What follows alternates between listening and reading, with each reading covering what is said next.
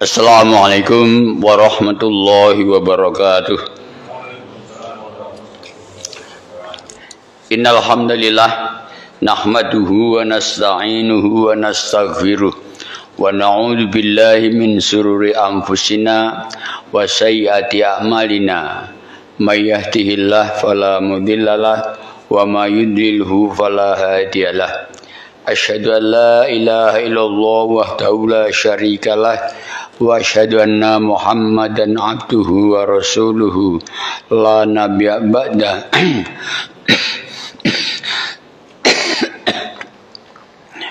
Allahumma shalli wa sallim wa barik ala Muhammadin wa ala alihi wa ashabihi wa man tabi'ahu ila yaumil qiyamah. Amma ba'd. Ya ayyuhalladzina amanu taqullaha haqqa tuqatih wa la tamutunna illa wa antum muslimun. Ma'asyiral muslimin, pertama kali tentu kita dalam hati masing-masing memuji syukur kepada Allah SWT yang telah menyampaikan kita sampai pagi ini dapat melaksanakan kewajiban-kewajiban yang sekian panjang sepanjang umur kita, tetap istiqomah di dalam melaksanakannya. Maka kalau kita bandingkan saudara ya, ada orang sama sekali tidak menggubris terhadap perintah atau larangan Allah, sementara kita tiap hari datang untuk memenuhi panggilannya. Apakah sama orang-orang yang seperti ini? Betapa pahala yang dikumpulkan oleh orang-orang yang muttaqin ini, sehingga wajarlah kalau mereka akan mendapatkan surga. Ma'asyiral muslimin, bahasan kita tentang dosa besar ini sampai nomor 64. Jadi kira-kira tinggal 6 bab lagi ya, yaitu babnya berputus asa dari rahmat Allah. Maksudnya berputus asa ini sudah tidak ada harapan lagi untuk kembali seperti semula. Seperti ketika yang jelas itu waktu sakit ya, apakah kita dapat kembali lagi seperti semula? Ya mungkin ada yang bisa, ada yang enggak. Tapi untuk berputus asa dalam pengertian sesuatu yang masih kira-kira bisa sembuh kembali. Misalnya sakit batuk atau sakit apa sajalah. Tapi kalau misalnya kaki dipotong, ya itu ya jangan mengharapkan bisa pulih lagi, karena itu sudah hal yang mustahil ya. Jadi dalam hal ini adalah yang sekiranya Allah pantas untuk dapat menyembuhkannya. Ada orang yang sudah divonis mati oleh dokter, malah dia jalan-jalan sampai akhirnya bertahun-tahun masih hidup. Nah, ini kadang-kadang di luar daripada perkiraan manusia. Allah Subhanahu wa taala berfirman, a'udzubillahi minasyaitonirrajim, innahu laisa min rauhillah illal qaumul kafirin. Sesungguhnya tiada berputus asa dari rahmat Allah melainkan kaum yang kafir. Nah ini kan kadang-kadang nggak ngerti, dia itu memutuskan rahmat dari Allah termasuk kafir apa enggak, ya enggak tahu. Sebab banyak sekali orang-orang yang sebenarnya yaitu kafir tapi tidak merasa kafir.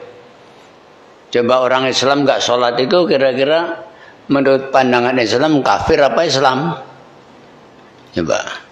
Tapi siapa yang merasa dirinya kafir tatkala dia tidak melaksanakan ibadah, tidak sholat, tidak puasa? Merasa aman aja, karena sudah menjadi kebiasaan adat. Oh, orang Islam di Indonesia itu yang penting ada mereknya, KTP-nya Islam sudah, walaupun nggak sholat nggak puasa nggak masalah. Padahal ikatan utama daripada seorang muslim itu dari sholatnya. Ya. Kalau nggak ada sholatnya, udah semuanya gugur, semuanya hancur, semua amalnya. Qul ma ya'ba'u bikum rabbi laula du'aukum. Kamu tidak akan diperhatikan oleh Tuhanku kalau bukan karena ibadahmu, kalau bukan karena sholatmu. Udah, jadi orang yang meninggalkan sholat itu sudah sama sekali sebenarnya dalam statusnya kafir, ya. Tapi kalau orang itu dibilang kafir mesti nggak mau. Seolah-olah gini, bahwa yang namanya kafir itu tidak percaya kepada Tuhan. Nah ini kesalahan pertama di dalam memahami kekafiran. Orang Arab itu rata-rata bertauhid. Dia punya Tuhan juga Allah, walaupun punya Tuhan yang lain, itu aja salah. Ya. Artinya punya Tuhan tapi punya yang lain itu salah, musyrik. Apalagi ini meniadakan Allah. Ya. Jadi di dalam hal ini ya tetap orang itu dihukumkan kafir, cuman karena banyaknya orang yang menentang. Seperti di Indonesia ini kan diganti non-muslim, padahal kan sama aja, bukan Islam, berarti kafir, kan cuman istilah aja itu. Tapi kenapa kalau orang tidak sholat dikatakan kafir? Ogah, ya karena kafir ini merasa satu istilah yang nyakitin lah, ya, disamakan orang yang tidak percaya kepada Tuhan, padahal dia masih percaya. Ya. Wa huwa alladhi yaqulul ghaitha min ba'di qanatu. Dan dialah yang menurunkan hujan sesudah mereka berputus asa. Artinya sudah kemarau panjang, tidak hujan-hujan, itu kan orang sudah, wah ini mati kekeringan nih. Seperti kalau kita pas pulang ke kampung pada masa musim habis panen lama tidak hujan, itu kan kering semua. Sampai yang namanya kambing pun makannya kangkungan. Kangkungan itu seperti pohon kangkung tapi tumbuh besar di pinggir-pinggir sawah yang masih ada airnya. Itu yang dimakan, sehingga bingoren. Bingoren artinya penyakit mulut, penyakit kuku, udah pada mati. Nah, kalau sudah begitu orang putus asa, udah. Kayak apa ngarep-ngarep yang namanya hujan. Maka sering saya sampaikan kepada orang-orang di kampung, Anda ini sebenarnya harus lebih tekun lagi untuk mendekatkan diri kepada Allah. Kenapa? Ketergantungan Anda terhadap alam ini sangat besar. Kalau kita di kota itu nggak merasa keceklek, nggak panen, nggak tahu. Pokoknya beras ada gitu aja. Tapi kalau kita sekarang di sini kayak gini, coba besok nggak punya beras, kira-kira gimana? Sementara masih panjang hujan, kemaraunya masih cukup panjang. Akhirnya apa ya? Ngutang sono sini yang masih bisa. Kalau enggak ya sudah benar-benar mati kekeringan. Tapi sepanjang sejarah belum terjadi Allah memberikan bencana sedemikian panjang sehingga orang-orang betul-betul mati di dalam kekeringan. Akhirnya apa ya? Dihujanin juga oleh Allah. Jadi dialah yang menurunkan hujan sesudah mereka berputus asa. Ya. Wah senangnya Pol kalau sudah hujan turun, masya Allah itu rasanya gembira, seger dan sangat besar harapan. Qul ya ibadi alladzi asrafu ala anfusihim la taqnatu mir rahmatillah.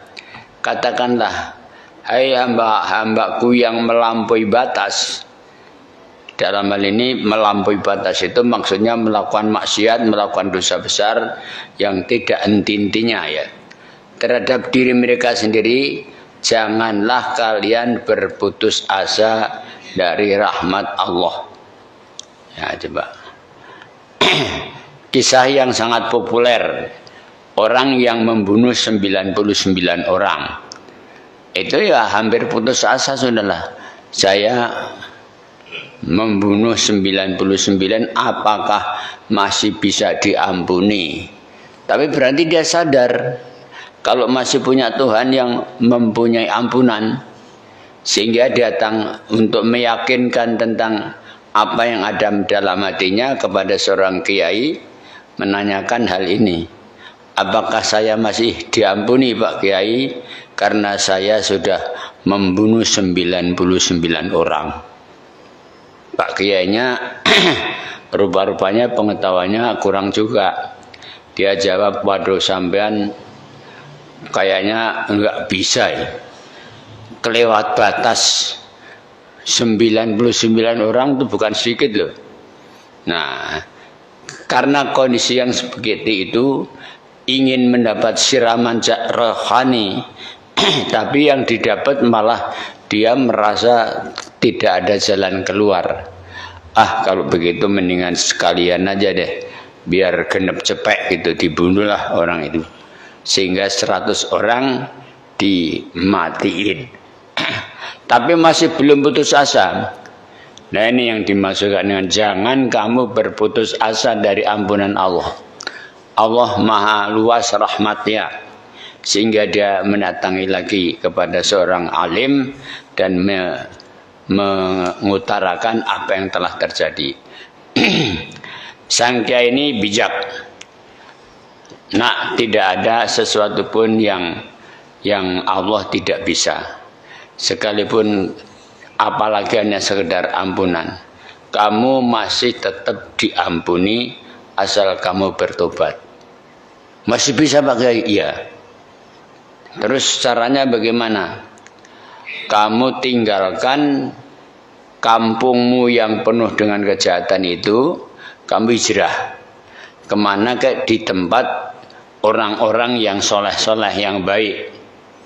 Oh gitu ya Pak Kiai. Iya. Maka dia pulang dan kemudian berkemas untuk pergi meninggalkan kampungnya menuju ke tempat orang-orang yang soleh. Sampai di tengah jalan, ya takdirullah, itu mati dia. Apakah sandung atau apa, sehingga pas di pertengahan antara menuju kepada kebenaran dan meninggalkan kesalahan. Nah, ini jadi rebutan malaikat ini, antara malaikat rahmat dan malaikat adab. Kata malaikat adab, ini bagian saya. Kenapa? Lah sudah bunuh orang 100 kok. Bagaimana mau diampuni? Enggak, ini bagian saya. Kata malaikat rahmat, bukan. Dia sudah bertobat. Buktinya dia rela meninggalkan kampungnya untuk menuju ke tempat yang baik. Akhirnya datang malaikat lain untuk melarai. Kata Allah, ukur antara kebenaran yang dia tuju dan kejahatan yang dia tinggalkan. Maka dikurlah. Riwayatnya di situ tinggal saungaling dodo. Artinya selisih menuju kepada kebaikan dan meninggalkan kejahatan itu cuman sekedar ya saungaling dodo berapa sih? Ya, kira-kira 3 atau 4 senti lah begitu. Ternyata lebih dekat kepada kebaikan. Maka kata malaikat rahmat, inilah bagian saya. Coba saudara-saudara, membunuh 100 orang, sedangkan yang namanya membunuh itu dosa yang sangat luar biasa besarnya. Kalau orang sudah mau membunuh, ini dosa-dosa yang lain itu sudah kecil-kecil aja. Tapi Allah masih memberikan rahmat dan diampunilah daripadanya orang tadi. Orang banyak loh membunuh, bukan ratusan lagi. Seperti dulu misalnya apa tuh Westerling, berapa tuh 40.000 orang dibanting. Nah, sekarang lebih-lebih. Berapa ini kejahatan perang, 1 juta orang dibunuh Yahudi. Ini luar biasa. La yamutuna ahadum illa wa bi husnil dhanna lillah. Nabi bersabda, jangan sekali-kali salah seorang di antara kalian mati kecuali dia berprasangka baik kepada Allah. Berprasangka baik itu apa? Yaitu menganggap Allah itu sangat baik terhadap dirinya. Walaupun dia jahat, ya Allah, saya memang banyak maksiat, banyak melanggar, tapi aku yakin kamu mengampuni aku. Aku ingin sekali di hadapan Engkau adalah orang yang mendapatkan rahmat. Ya udah, sehingga ada yang pesan kepada anaknya, nak, engkau nek bapak mati, itu mayatnya kamu bakar ya. Setelah kamu bakar, kamu taburkan abunya di lautan. Ya, sudah. Kok begitu Pak? Iya. Aku takut sama Allah nanti tidak dilandrat. Ya sudah, benar-benar dilakonin. Nah, dikirain Allah nggak bisa ngumpulin abu yang dari bakaran mayat dia itu. Setelah terkumpul kembali ditanya, kenapa? Kamu nyuruh anakmu ya untuk membakar dirimu? Iya ya Allah, aku sangat takut kepadamu. Sehingga aku pikir kalau jadi abu sudah ditebar di lautan, kamu tidak akan bisa lagi mengumpulkan diriku seperti dulu. Oh, enggak begitu. Kamu tetap tak kumpulin. Dimanapun orang yang mati, itu pasti akan datang kepadaku furoda, satu persatu utuh, ya, tanpa ada cacat sedikit pun, tanpa ada kekurangan sedikit pun. Terus kenapa kamu begitu? Aku takut kepadamu ya Tuhan. Sangat, kamu takut bener? Iya, saya takut sekali sehingga aku nyuruh kayak gitu. Akhirnya dia diampuni. Coba saudara, inilah rahmat-rahmat Allah yang diberikan kepada hambanya yang kita tidak tahu sama sekali. Duhai Rob, kalau bukan karena cintamu untuk memberikan ampunan, tentu tidak akan engkau biarkan orang yang berbuat maksiat. Dan kalau bukan karena ampunanmu dan kemurahanmu, semua tidak akan ada yang tinggal di dalam surgamu. Jadi sekali lagi seperti ucapan Pak Sulaiman Mahmud dulu, orang yang masuk surga itu karena rahmat Allah. Bukan sama sekali bukan karena apa? Karena ibadah kita. Ya, ibadah kita ini tidak ada nilainya apa-apa tanpa mendapatkan ridha Allah. Kalau orang dimasukkan ke neraka, itu bukan karena Allah dolim, tapi itu keadilan Allah di dalam memberikan putusan kepada hambanya. Nah, itu maka yang diuber-uber itu adalah rahmat Allah, keridhaan Allah. Jadi ini, nah tentu bukan berarti kalau gitu ibadah panjang-panjang lama-lama percuma dong.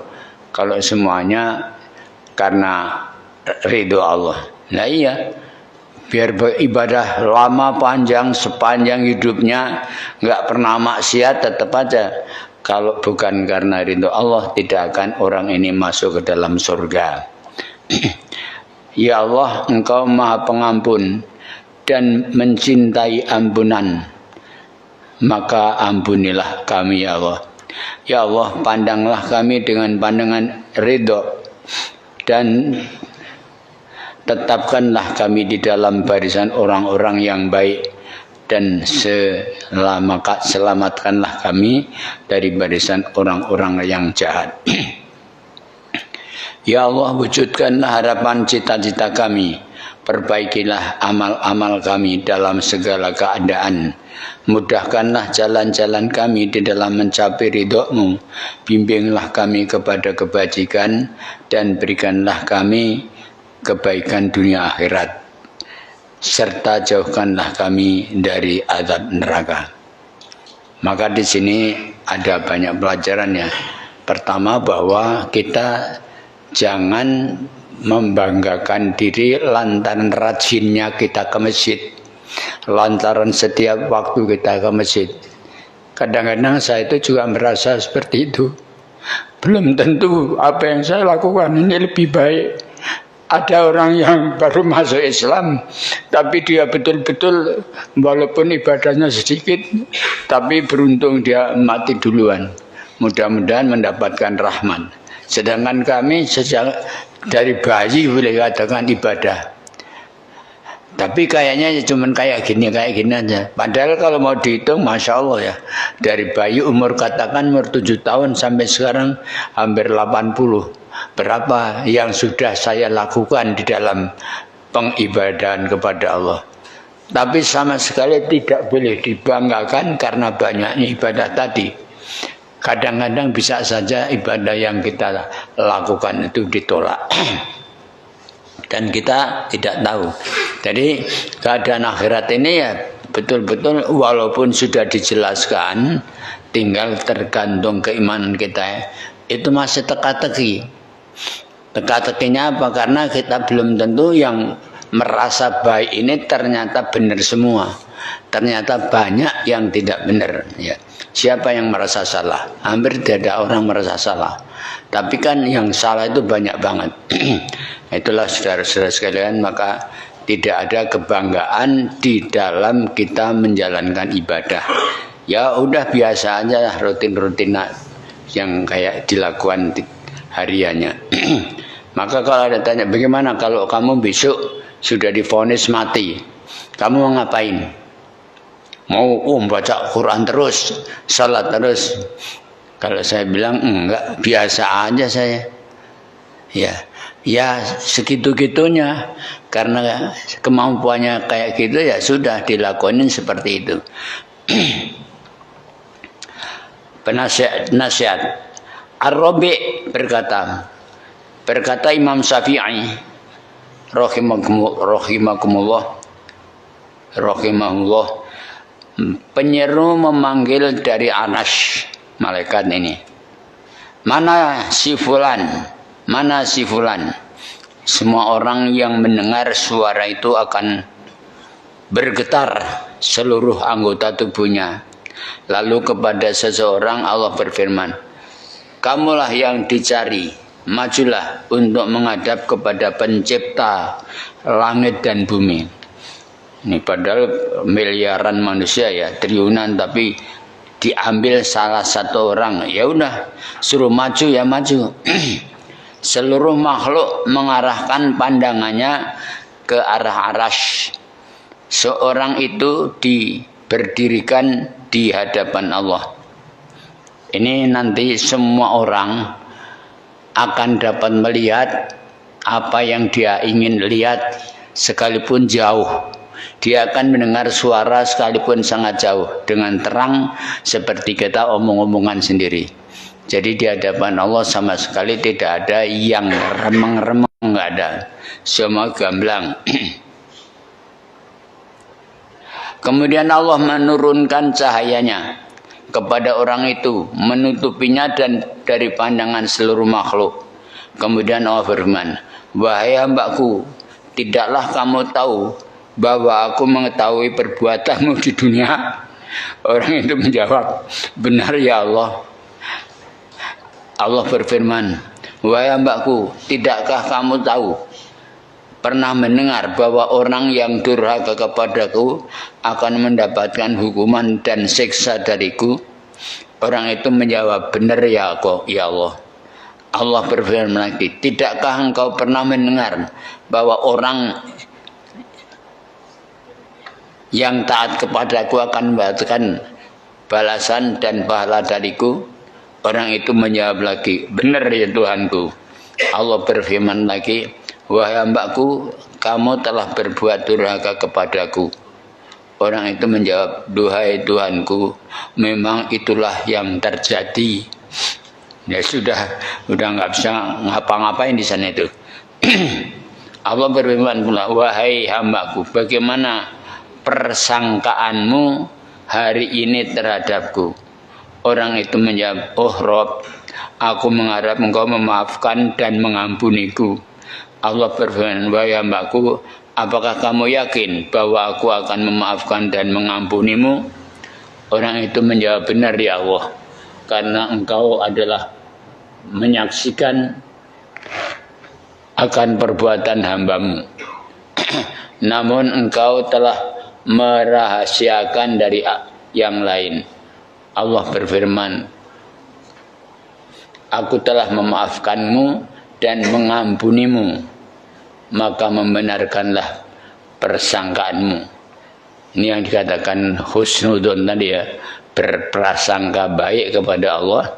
Jadi jangan malu, wah kamu mesti menyiksa saya, kau maha ini dan itu. Enggak. Maha bagus akan memberi ampunan dan rahmat. Ambillah kitab catatan amalmu dari arah kananmu. Apa yang baik di dalamnya telah aku terima, dan apa yang buruk telah aku ampuni. Karena itu aku Allah pemberi lagi maha pemurah. Ini diantara bentuk daripada husnudzonnya terhadap Allah, selalu berprasangka baik. Kita sakit mindah ndonga terus ora sembuh-sembuh, apakah kita terus jengkel?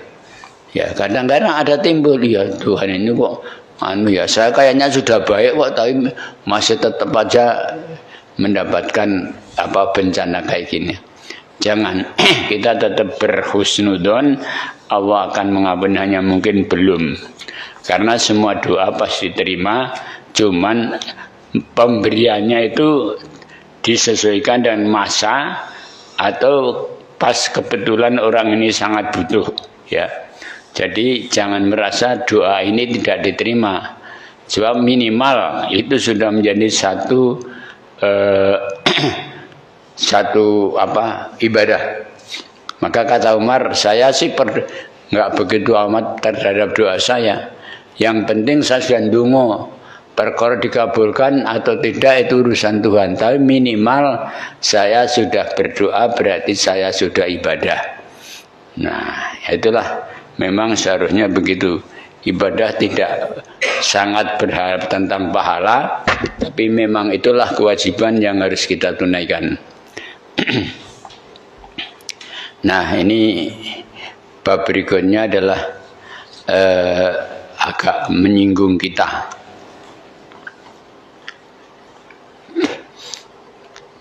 Yaitu meninggalkan sholat jamaah lalu mengerjakan sendirian di rumah tanpa udzur. Nah, ini tanpa udzurnya ini yang kadang-kadang jadi alasan macam-macam ya. Ibnu Mas'ud menyampaikan sebuah hadis bahwa Nabi SAW pernah bersabda berkenaan dengan orang-orang yang meninggalkan sholat jamaah. Ya. Laqad hamamtu an amro rajulan yaksibi binar binas summa uharriqu ala rijalin yatakhlafuna minal jam'ati buyutuhum. Aku bermaksud untuk menyuruh seseorang mengimami sholat jamaah ini menggantikan aku, lalu aku pergi dengan membawa kayu bakar untuk membakar rumah orang yang meninggalkan sholat berjamaah. Hampir Nabi membakar rumah orang yang tidak sholat berjamaah tanpa udzur. Nah ini saudara-saudara kan ancaman berat sebenarnya.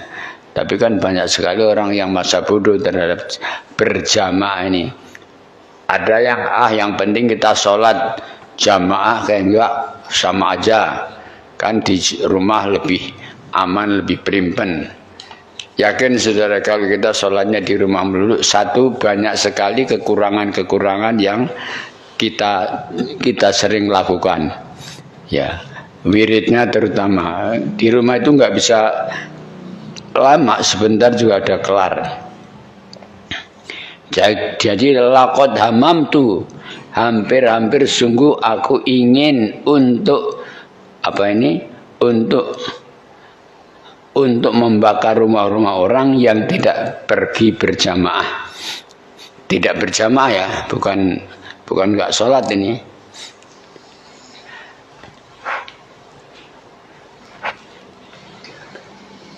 Liyastahina yanna aqwamun an wada'ihimil jama'ati aw la yahtumanna Allah ala qulubihim summa la yakunanna minal ghafilin.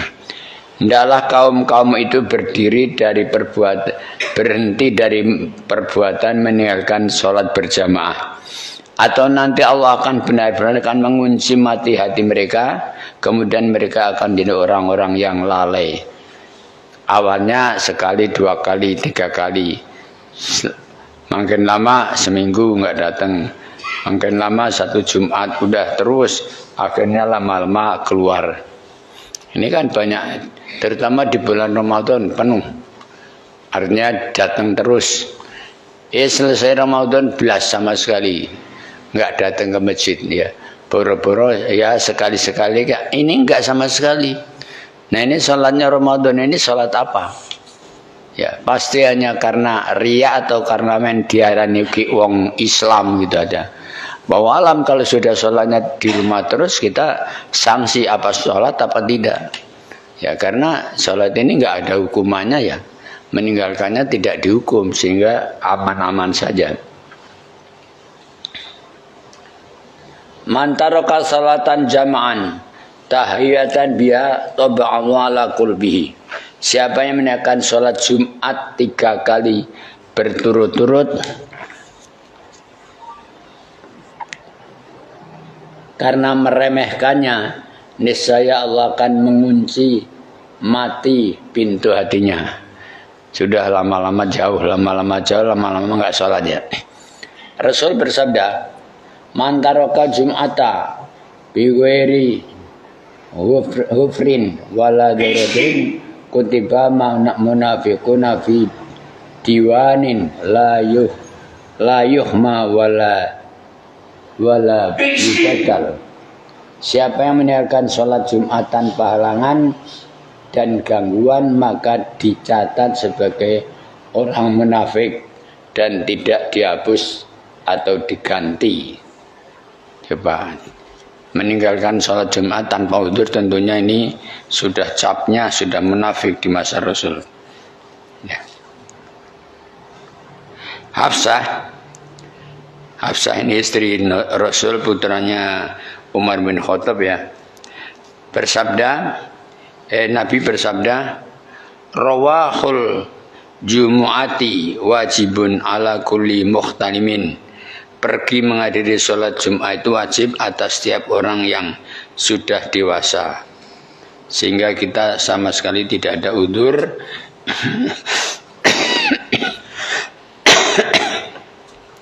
dalam melaksanakan sholat Jumat ya. Nah ini kadang-kadang kita terbentur mungkin peraturan pemerintah atau takut ini dan itu sehingga kita ngalah. Ya sebenarnya tidak perlu ngalah kita, karena toh yang melakukan juga ada dan tidak mendapatkan bencana apa-apa, tidak dihukum. Kenapa kita mesti meninggalkannya? Nah ini satu kerugian besar ya. Mungkin ya takut penguasa gitu, takut apanya sebenarnya? Toh yang melakukannya tetap bisa berjalan dengan baik.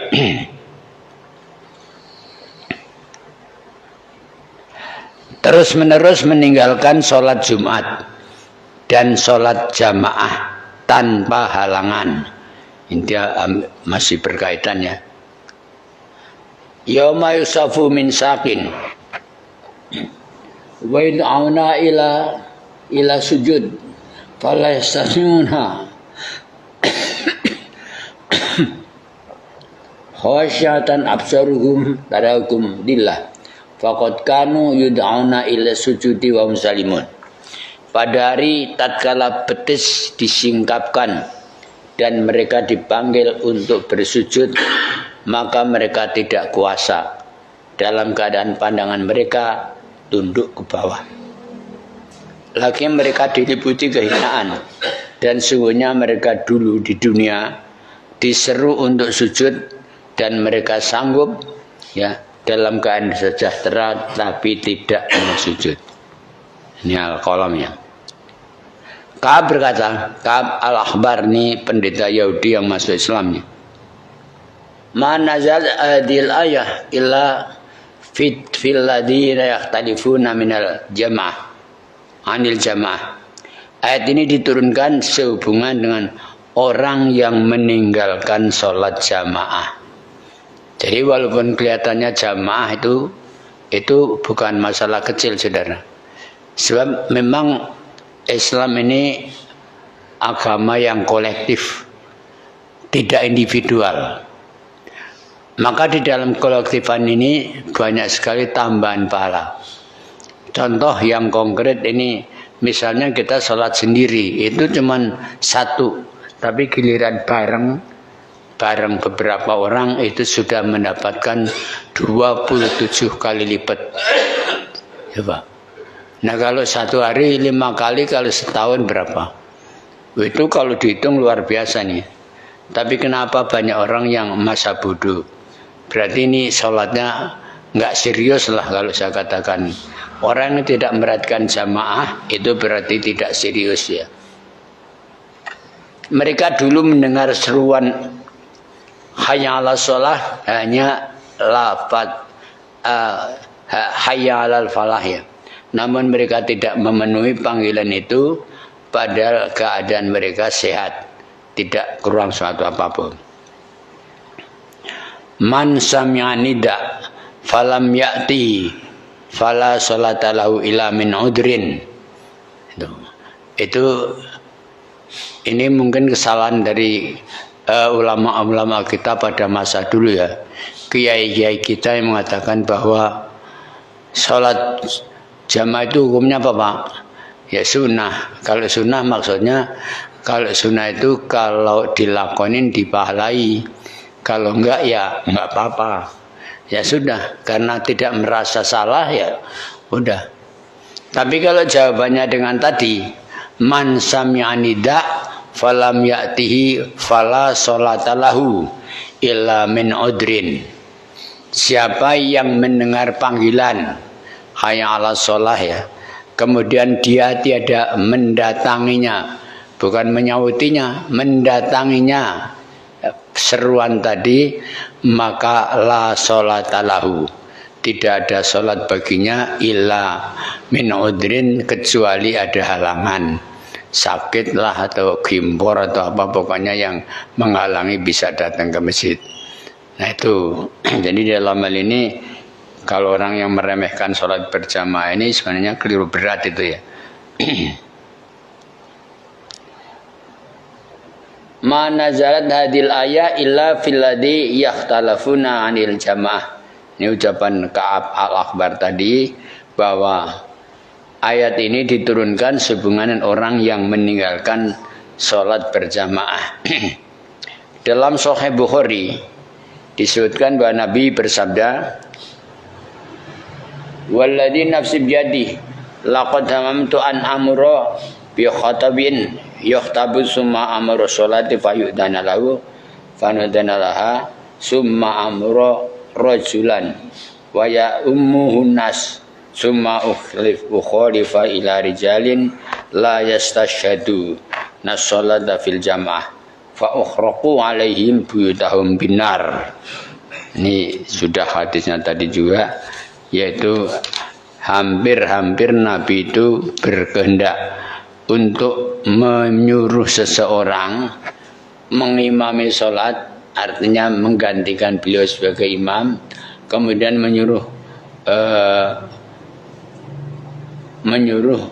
kepada dan menyuruh seorang untuk mengimami sholat, kemudian ia pergi kepada orang yang meninggalkan sholat jamaah, lalu aku akan membakar rumah-rumah mereka dengan api. Ini kan ancaman berat sebenarnya. Laqad amamtu an amra fityati fayahmam khuzaman min khotabin summa ati qoman yusalluna fi buyutihim laisat bihim wilah laisat bihim ailatun fa ukhraqu biha alaihim. Aku benar-benar telah berniat menyuruh para pemuda untuk mengumpulkan seonggok kayu bakar. Kemudian aku datangi orang-orang yang mengerjakan sholat di rumah-rumah mereka tanpa sebab, lalu aku akan bakar rumah-rumah mereka. Ini ancaman keras sebenarnya ya. Tapi karena di samping hatinya banyak yang nggak sampai kepada kita, apalagi yang nggak ke masjid. Kalau nggak ke masjid itu kapan ngajinya? Kalau nggak ngaji kapan pengetahuannya masuk? Jadi ini benar-benar terasa ya. Kalau kita ini dengan hadirnya ke masjid, kemudian mengikuti pengajian, betapa banyaknya tambahan pengetahuan itu. Cuman sayang banyak orang yang lalai. Man sami'anida falam yastam'an minat tabi'i udrun qalu wa mal udur ya Rasul qala khaufa au amarad lam tuqabbil min sholatallati sholat. Barang siapa meninggalkan seruan adzan dan tidak ada halangan untuk mendatanginya ya dari memenuhi suran itu. Para sahabat tanya, apakah halangan itu ya Rasul? Yaitu takut atau sakit. Maka sholat yang dikerjakannya tidak di masjid itu tidak akan diterima. Memang kita merasa kalau sholat di rumah itu tanpa uzur nggak ke masjid itu merasa biasa aja. Enggak, harus merasa ini tidak diterima lagi. Ibn Abbas juga mengatakan dari Imam Tirmidzi, ia pernah ditanya seorang laki-laki yang rajin puasa, bangun malam, tahajud, tapi ia tidak mengerjakan sholat jamaah dan sholat Jumat. Maka menjawab, jika ia mati maka ia akan masuk neraka. Ini Ibn Abbas. Ibn Mas'ud juga sama. Kalau Ibn Mas'ud, ada seorang laki-laki 40 tahun sholatnya tapi di rumah terus nggak pernah masjid. Tekun sekali dia. Gimana itu Ibn Mas'ud? Maka Ibn Mas'ud kalau ia mati masuk neraka.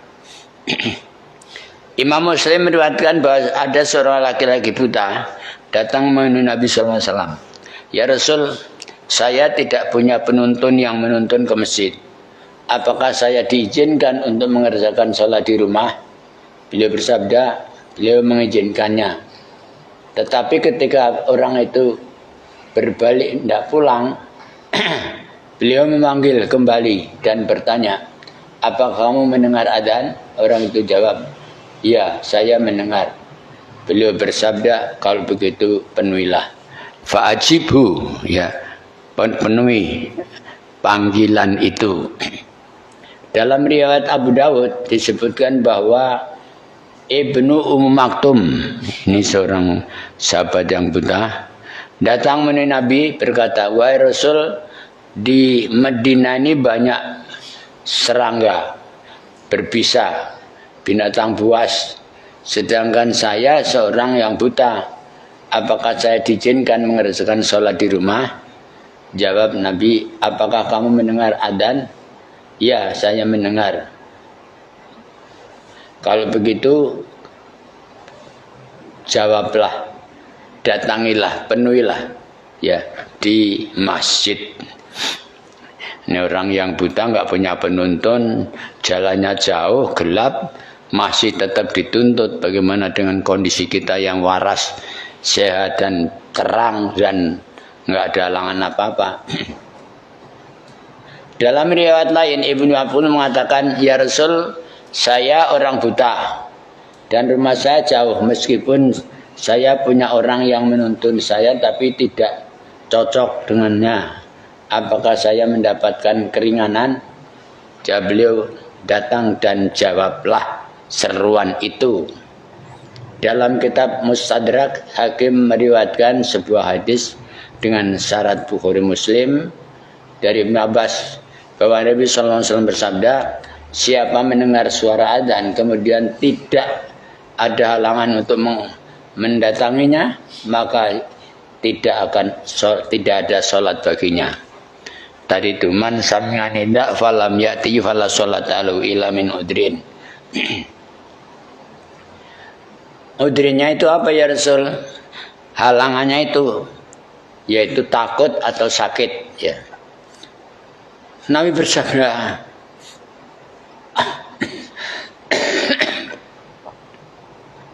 Allah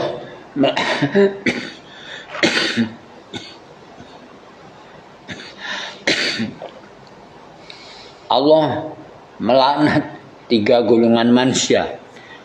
Seorang yang memimpin satu kaum, sedang kaum itu tidak suka. Orang ini suka, maunya jadi imam, tapi makmumnya nggak suka. Itu sholatnya gagal ya. Tapi imamnya doang tapi ya. Wanita yang tidur sedangkan suaminya marah kepadanya. Yaitu wanita yang ya diajak kumpul sama suaminya, ia menolak. Dan orang yang mendengar seruan hayya 'alas shalah, hayya 'alas shalah, hayya 'alah, kemudian ia tidak memenuhi panggilan sholat berjamaah di masjid. Nih, jadi hal yang berkaitan dengannya itu banyak ya. Abu Hurairah mengatakan, la antal dia udunun ibnu Adam waso mudaban khairun min ayasma hatta ala salati hayalal falah tuma lam yujib.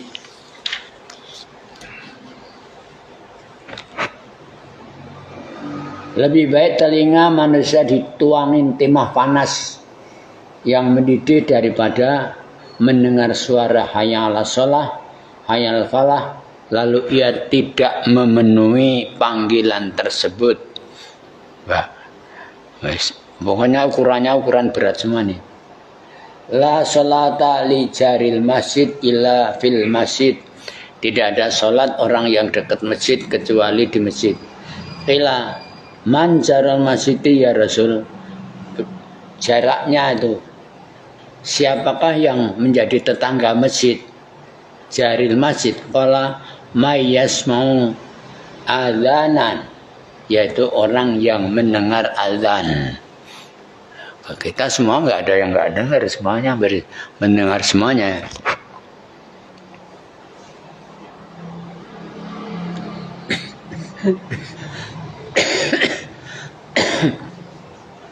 Siapa mendengar seruan adzan kemudian ia tidak datang, sholatnya tidak akan melewati kepalanya atau tidak diterima kecuali ada uzur.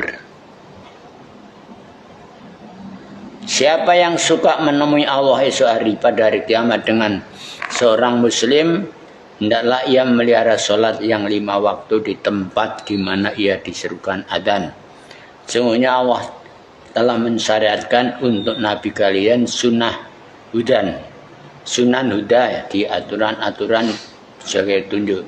Sungguh sholat Jumat itu, sholat jamaah itu termasuk sunnah huda. Maka seandainya kalian menunaikan sholat itu di rumah seperti yang dikerjakan oleh orang-orang yang meninggalkan sholat jamaah, maka sungguh kalian telah meninggalkan sunnah Nabi kalian. Jika kalian sudah meninggalkan sunnah Nabi, niscaya kalian tersebut, setauku dulu tidak ada orang yang meninggalkan sholat jamaah kecuali seorang munafik yang sudah jelas kemunafikannya atau orang yang sakit. Dulu seorang dipapah oleh 2 orang didirikan dalam satu saf, walaupun dia harus digotong istilahnya.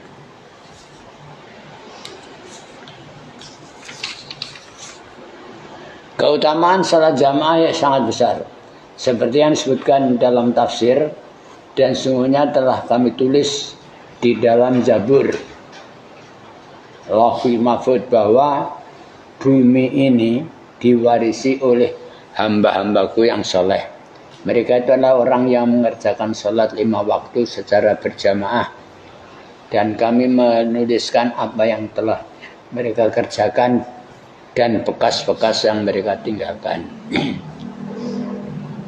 Maksud dari bekas yang mereka tinggalkan adalah langkah-langkah mereka. Nabi bersabda, siapa yang bersuci di rumahnya, kemudian berjalan menuju ke masjid untuk menunaikan salah satu daripada fardu-fardu salat, maka setiap langkah yang dilangkahkannya akan menghapus satu dosa, dan langkah yang lain menaikkan satu derajat. Banyak sekali sebenarnya keuntungannya. Apabila telah selesai sholat, malaikat akan memohonkan ampun baginya selama ia masih berada di tempat sholatnya. Malaikat berkata, ya Allah, ampunilah dia. Ya Allah, rahmati dia. Begitu selama ia tidak mengganggu di situ dan tidak berhadas. Tapi neswatal udah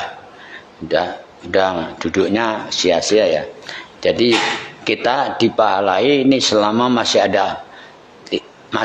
tidak berhadas, masih tetap jaga wudhu ya. Itu tetap seperti kita sedang sholat. Ala adulukum ala yamhu bil khataya wa yarfa'u bi darajah. Qalu bala ya Rasul. Qala